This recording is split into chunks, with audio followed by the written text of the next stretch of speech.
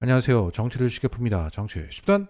윤건희가 전쟁 획책을 하지 않고서는 도저히 빠져나갈 수 없는 명태균 관련 팩트를 정리하겠습니다. 자, 이것을 한마디로 표현하면 명태균은 여론 조작으로 더 큰 자리에 올려주고 그 대신 더 큰 파리를 했다는 겁니다. 이것을 뉴스타파는 다음과 같이 정리했습니다. 명태균이 여론조사를 조작해 윤석열이 그걸 활용했는데 돈을 주는 대신에 공천 장사를 허용해 갚았다. 누가? 김건희가. 그런 가운데 이준석은 김건희와 똑같은 방식으로 명과 거래를 했었는데 김건희에게 총구를 돌리려다 오늘 노영희 변호사에게 명치를 세게 맞았습니다. 그 과정에서 언론사들은 명태균의 여조를 무상 제공받아서 돈을 벌었는데 경향신문도 그 더러운 짓을 함께 한 것으로 보입니다. 그래서 지금 일선 기자들은 취재하고 있으나 데스크에서 대부분 킬당하고 있는 이 상황은 이 언론사들이 그 더러운 짓을 함께 했다는 방증입니다. 이렇게 하루가 요약됩니다. 그러면 디테일을 짚어보겠습니다. 뉴스타파 개요의 각 단계는 강혜경, 신용한, 이준석, 김태열, 미래한국연구소의 바지 사장, 이 사람들의 내부 폭로로 인해서 교차 검증되며 다져지고 있습니다. 먼저 그 출발점이 되는 1번 명태균의 조작 여부가 오늘 공식 입증되었습니다. 2021년 하반기 국힘의 대선 후보 경선이 진행되었던 그때 국힘은 57만 건의 당원 명부를 각 캠프에 줍니다. 당시 당대표였던 이준석은 홍보 문자를 보내라고 준 것이라고 해명했지만 안심번호의 유효기간이 20일 이상 되었다는 점, 당원 대상 여론조사 결과가 대선 후보를 결정한다는 점을 감안한다면 이준석이 각 캠프에 이것을 준 의미는 사실상 자체 여론조사를 돌려보라는 뜻이었다. 그렇게 공공연하게 여론조작이 방치된 가운데 명태균도 당시 비공표 여론조사를 열심히 돌렸습니다. 그런데 총 9번 중에서 8번의 여론조사가 조작되었음이 확인됐습니다. 뉴스타파가 그 원본 데이터를 입수해서 전수 분석했는데 그 조작의 방식은 이겁니다. 실제로는 1000명을 조사했으면서 400명의 허위 조작 샘플을 추가해 넣어서 1,400명의 조사 결과 보고서를 만들었다는 겁니다. 1,000명일 때는 홍준표가 앞섰는데 1,400명일 때는 윤석열이 앞서는 것으로 나왔다. 이것은 당시 명태균 강혜경 통화 녹취 파일의 일시와 내용이 정확히 겹치고 있습니다. 여기서 이준석은 성적표를 고쳐서 부모님한테 보여줬다고 해서 학교에 있는 성적이 바뀌지 않는다며 비공표 여론조사일 뿐이라고 떠들고 있습니다. 하지만 명태균은 당시 이 비공표 여론조사를 외부로 유출할 것이라고 말했고 그것이 윤석열 캠프에서 어떻게 활용했는지는 신용한의 외장하드를 통해서 교차 입증되고 있고 추가로 보강될 예정입니다. 더군다나 현재 홍준표도 당시 비공표 여론조사가 당원들에게 영향을 미쳤었다고 인정하고 있습니다. 자, 명태균은 제1야당의 대선 후보를 정하는데 이렇게 과감한 수법으로 조작을 했습니다. 그러면 윤석열 대선을 일으키고 정치권에 그를 처음 등장시켰을 때 대선이 임박했을 때도 이렇게 과감하게 조작했을 가능성이 매우 높은 겁니다. 결국 명태균이 여론조사를 조작했다는 사실은 명백한 사실로 입증되었고 이제는 그것을 어떻게 활용했는지를 알아봐야 합니다.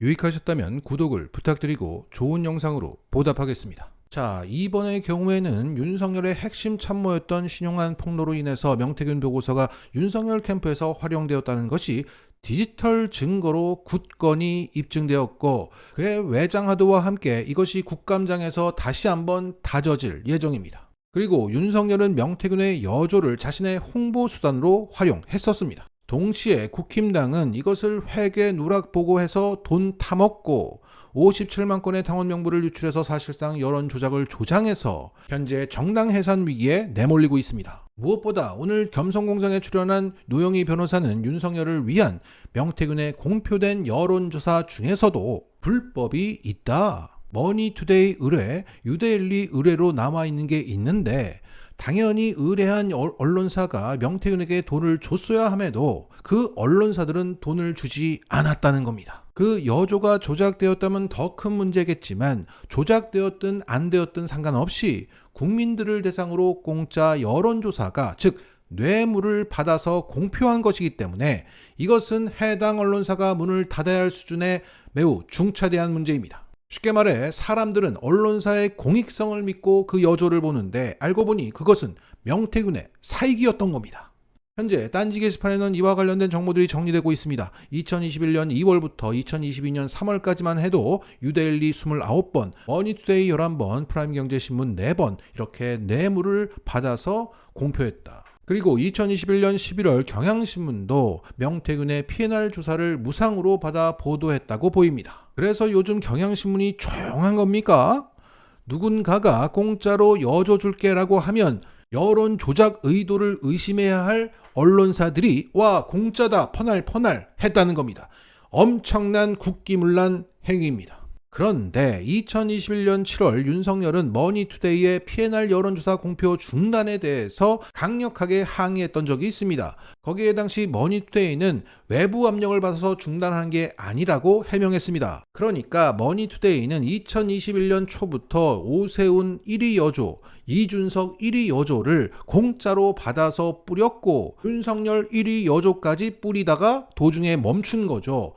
그래서 이후에 유데일리가 그 퍼나른 일을 대신했던 겁니다. 아마도 대선에까지 영향을 미치는 것이 부담스러웠던 것으로 추정됩니다. 그런데 거기에 윤석열이 너 민주당 압력 때문에 중단한 거지? 라며 윽박 질렀던 거죠. 결국 윤석열은 실컷 누리다가 아니 왜 멈춰? 라고 한 거예요. 이 항의에서 윤석열이 그것에 얼마나 개입되어 있었고 누렸는지가 잘 나오죠. 이렇게 윤석열이 명태균 여조를 활용했다는 것은 신용환 폭로, 유튜브 홍보, 머니투데이 사례를 통해서 다각적으로 확인되고 있습니다. 그러면 활용했으면 돈을 줘야 되는데 윤석열은 돈은 주지 않고 다른 방식으로 줬다는 거죠.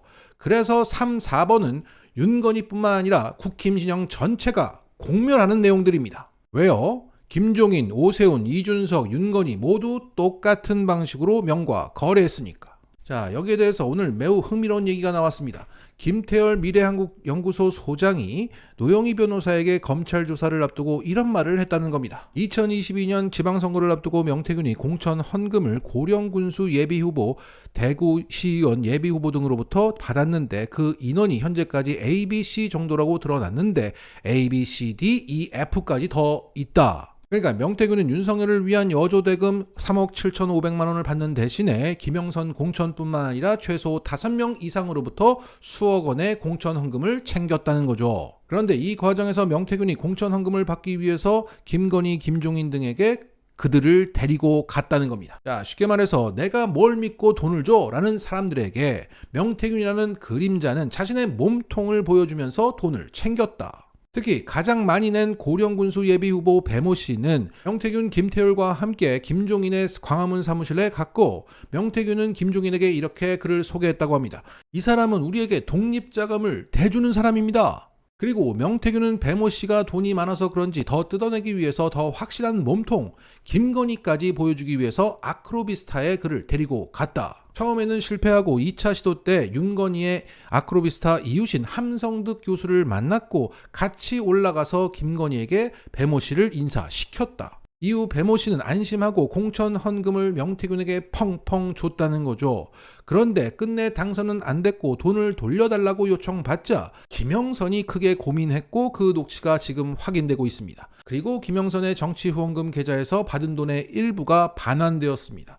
여기서 다시 한번 명태균 덕분에 김영선이 공천받았다는 게 교차 확인되고 있습니다. 자, 이 대목에 대해서 오늘 MBC는 당시 김영선이 공천 사기에 자백이 된다며 우려했다는 녹취 파일을 보도했습니다. 동시에 김건희는 만나지 않았고 함성득 교수를 만났다는 배모 씨의 입장도 전했습니다.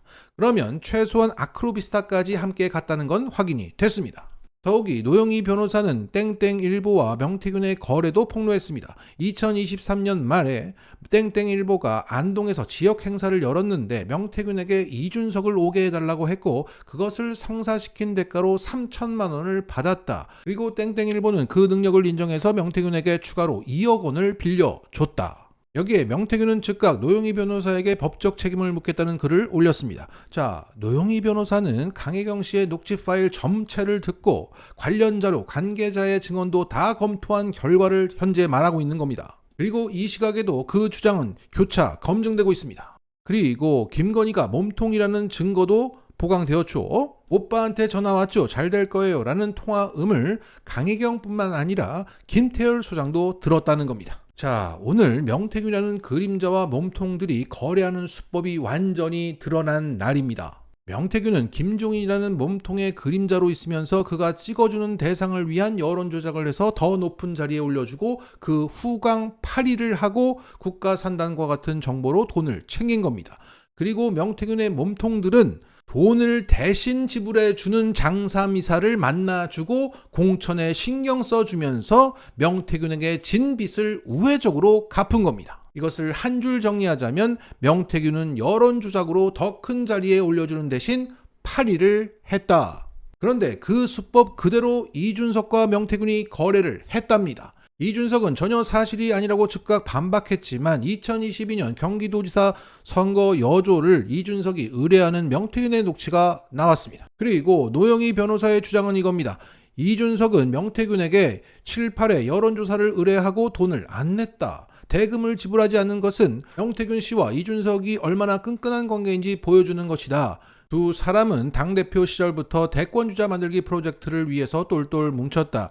단순 비용 문제가 아니라 모든 것을 의논하고 공유하고 계획하는 관계다. 자, 이 주장은 강혜경, 김태열, 김영선 사무실에 일했던 또 다른 사람의 증언과 녹취로 교차 검증된 결과입니다. 자, 정리하겠습니다. 이렇게 명태균 게이트의 전모가 밝혀지면서 시민들은 이 글에 크게 공감하고 있습니다. 이재명은 왜 저 함량미달의 윤석열을 시원하게 여론조사에서 박살내지 못하는 것인가?